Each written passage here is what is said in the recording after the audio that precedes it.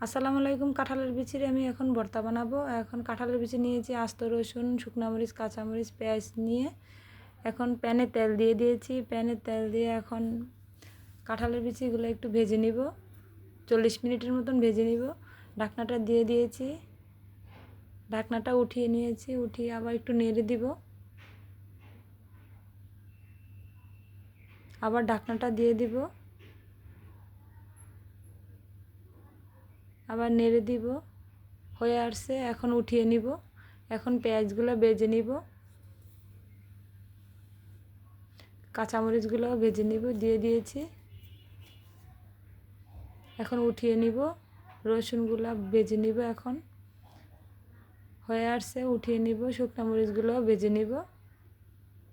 হয়ে আসছে আমার, এখন ব্লেন্ড করব, সবগুলো উপকরণ করে নিয়ে আসছি। এখন দিয়ে দিব শুকনো মরিচ, দিয়ে দিব সরষের তেল, দিয়ে দিব স্বাদমতো লবণ, দিয়ে ভালো করে গোল গোল শেপ করে নিয়ে নিয়েছি আমি। এখন হয়ে আসছে আমার কাঁঠালের বিচির ভর্তা।